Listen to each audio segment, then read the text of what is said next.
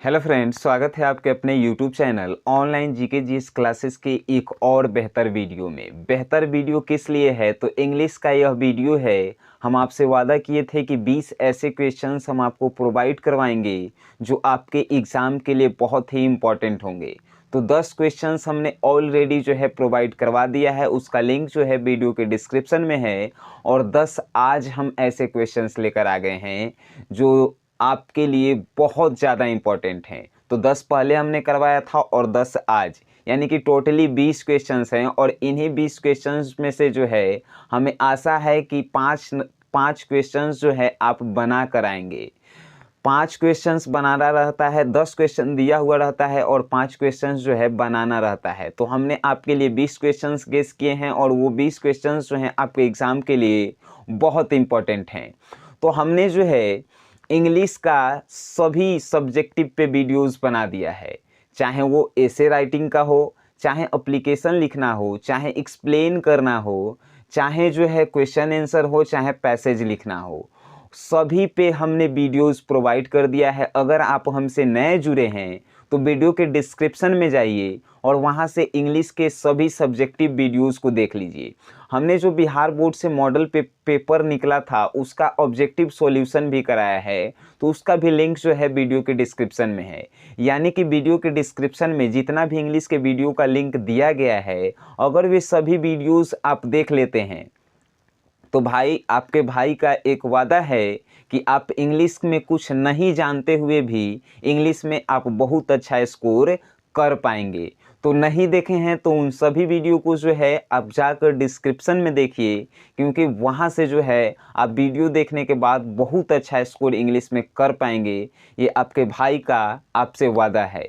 तो आज के इस वीडियो में हम बताएंगे उन क्वेश्चनों को और समझाएंगे भी, और ये क्वेश्चंस जो है कहाँ से आखिर लिए गए हैं। तो हमने जो पिछला क्वेश्चन आंसर बताया था वो साइंस के मॉडल सेट से था इंग्लिश का, और ये जो है आर्ट्स के मॉडल सेट के इंग्लिश से है। तो ये भी इम्पॉर्टेंट है। ज़्यादातर लड़के जो हैं साइंस वाले सिर्फ साइंस के मॉडल सेट पढ़ते हैं लेकिन आर्ट्स के नहीं पढ़ते हैं, और क्वेश्चंस जो है आर्ट्स से पूछ देता है। और आर्ट्स वाला जो है साइंस वाला इंग्लिश का मॉडल सेट नहीं पढ़ता है, तो आर्ट्स वाला के इंग्लिश से साइंस से पूछ देता है। तो आप अगर दोनों पढ़ लेंगे तो कहीं से भी क्वेश्चंस पूछेगा तो हम बना सकते हैं, है कि नहीं। तो इसीलिए जो है हम आज दोनों का करवा दिए क्वेश्चन आंसर। एगो तो साइंस वाला का करवा दिए हैं, ये आर्ट्स वाला का है। आज ये नहीं कि ये आर्ट्स वाला के जरूरी है, आप सभी के लिए ये जरूरी है। तो वीडियोस देखने से पहले हम आपसे कहेंगे कि पहले जो है इसका एक बार स्क्रीनशॉट ले लिया जाए, क्योंकि बाद में आप लोग कहते हैं कि स्क्रीनशॉट नहीं लेने का आप चांस देते हैं। तो स्क्रीनशॉट एक ले लिया जाए। हमें आशा है कि आप स्क्रीनशॉट ले लिए होंगे। तो बहुत सारे लोगों का ये भी प्रॉब्लम है कि सर क्वेश्चंस जो है आपका साफ दिखाई नहीं देता है। तो भाई आप जो वीडियोस देखते हैं उसको थोड़ा हाई क्वालिटी कर लीजिए, जिसके कारण आपको क्लीन दिखाई पड़ेगा। उतना तो ज़्यादा सेटअप हम लोगों का है नहीं कि आपको जो है कैमरा से शूटिंग हम करें। एक मोबाइल फ़ोन है जिससे शूटिंग होता है, और मोबाइल फ़ोन का कैमरा जो है आप लोग जानते हैं कि कैसा होता है। तो आप लोगों का साथ और हमारा जो है मेहनत आपको सफल बनाने का प्रयास कर रहा है, ठीक है। तो सबसे पहला क्वेश्चन क्या लिए हैं, तो देखिए सबसे पहला question, what does our civilisation depends upon. ये ओपन यानी कि हमारी सभ्यता जो है किस पर निर्भर करती है। क्वेश्चंस का मतलब समझिए पहले हिंदी में, हमारी सभ्यता किस पर निर्भर करती है। तो अब देखिए क्वेश्चंस का आंसर इतना आसान हम दिए हैं कि आपको वीडियोस देखने के अंत तक याद हो जाएंगे। तो देखिए हम तो क्वेश्चन में से पहले आंसर लिए हैं, एजा से लेके एजा तक। देखिए आवर सिविलाइजेशन डिपेंड, यहाँ तक लिए कि नहीं, our civilisation depend not on multiplying our demands, यानी कि हमारी सभ्यता जो है मांगों को बढ़ाने पर निर्भर नहीं करती है। हमारी मांगों को, आवर डिमांड्स, हमारी मांगों को बढ़ाने पर हमारी सभ्यता निर्भर नहीं करती है, बट लेकिन सीमित करने पर हमारी सभ्यता जो है निर्भर करती है। कितना आसान क्वेश्चंस का आंसर है। Our civilisation depends not on multiplying our demands but on restricting them. कितना आसान आंसर है। आप लोग जो है किसी यहाँ पे फोकस पड़ रहा होगा, जो बल्ब यहाँ पे टंगा हुआ है उसी का फोकस पड़ता है, तब बल्ब आप लोगों का दया में आ रहा था। सेटअप जो है एक दिन बरियार हम लोग बनाएंगे, है कि नहीं। तो यहाँ पे जो है जो भी लिखा हुआ है, यहाँ पे वार लिखा हुआ है, यहाँ पे ऑफ लिखा हुआ है, यहाँ पे टाइम, यहाँ पे ऑफ, यहाँ पे वार। अगर कोई नज़र नहीं आए तो हम बता देंगे, पढ़ के एक बार हम बताएंगे। तो are there restriction on press in time of war. ये दूसरा number question, are there restriction on press in time of war, यानी इसका आंसर क्या होगा। तो क्या प्रेस के युद्ध के समय, क्या युद्ध के समय प्रेस पे प्रतिबंध रहता है। क्या युद्ध के समय प्रेस जो है प्रतिबंधित रहता है। प्रेस मतलब कि मीडिया वाला है। तो इसका आंसर देखिए, यस, यस मतलब हाँ, there restriction on press in time of war. देखिए क्वेश्चन में से आंसर लिए हैं, यस खाली लगाए हैं और देयर से लेके वार तक उतार दिए हैं, है कि नहीं। Yes, there restrictions on press in time of war, in fact all liberties are restricted in time of war. Liberties मतलब स्वतंत्रता। जिन शब्दों का आपको इंग्लिश नहीं पता होगा उसका जो है हम लिख दिए हैं, और जो जिसका नहीं पता है आप कमेंट बॉक्स में बता सकते हैं, उसका जो है हम बताएंगे, या गूगल पे आप जाकर उसका हिंदी भी आप सर्च कर सकते हैं। तो ठीक है, तो yes there restriction on press in time of war, यानी हाँ युद्ध के समय प्रेस पर प्रतिबंधित रहता है। In fact all liberties and restricted in time of war, यानी कि युद्ध के समय सभी स्वतंत्रता पर प्रतिबंधित रहता है। युद्ध के समय वो प्रेसे पे प्रतिबंधित नहीं रहता है, जितनी भी स्वतंत्रताएं हैं सब जो है प्रतिबंधित रहती है। हम आशा करते हैं कि आपको जो है समझ में आ रहा होगा।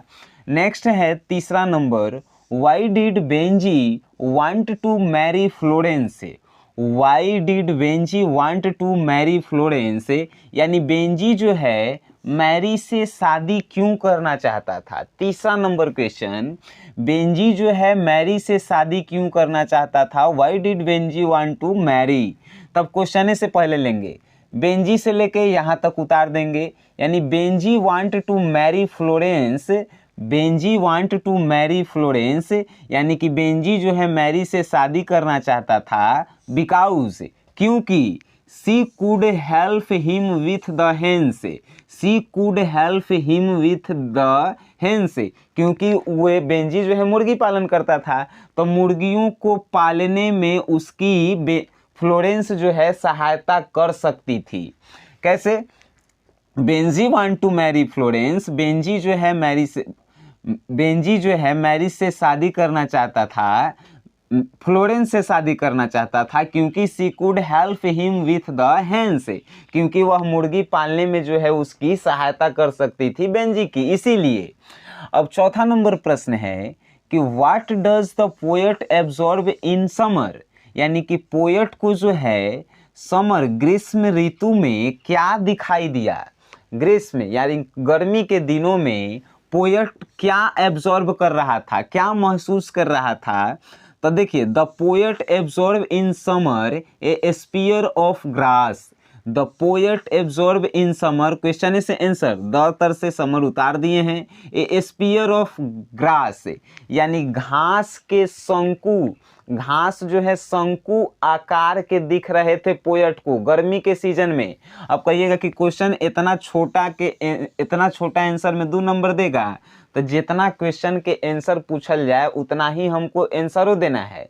पूछेगा हमर नाम तो हम पूरा खानदान के नाम नहीं बता के सिर्फ अपने नाम बताएंगे, तो जितना क्वेश्चन पूछा उतना ही जो है आंसर देंगे। The poet absorb in summer a spear of grass, यानी पोएट जो है गर्मी के दिनों में घास के शंकु जो है एब्जॉर्ब कर रहा था, यानी देख रहा था कि घास जो है शंकु आकार के बन गए हैं।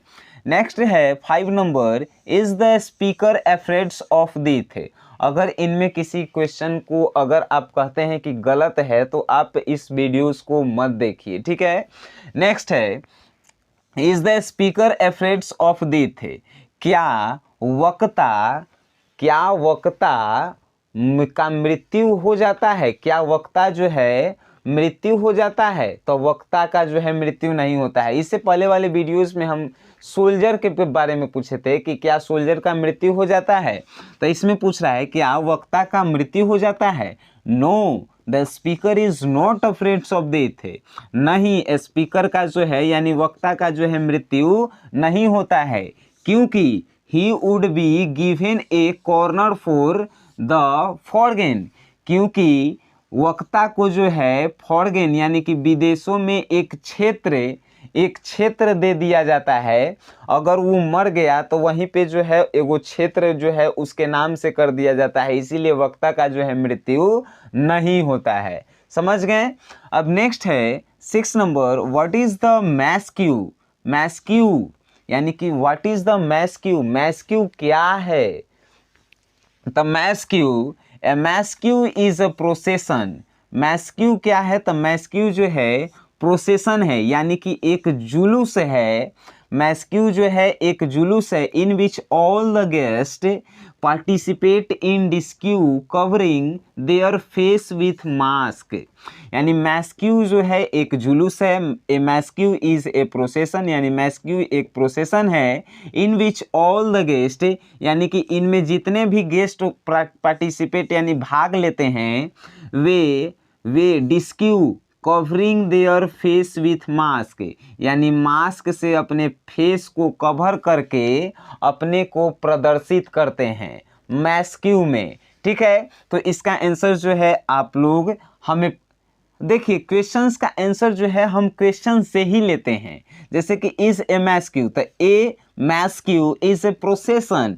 ए masque is a procession in which all the guest, 1 से 2 बार इस वीडियो को आप देख लिए तो आपको याद हो जाएगा। In which all the guest participate in disguise covering their face with mask. Very simple answer. Next, what is the dramatic structures of a tragedy? Tragedy means होता है त्रासदी। What is the dramatic structures of a tragedy? यानी कि dramatic यानी नाटकीय संरचना, त्रासदी के नाटकीय संरचना क्या है?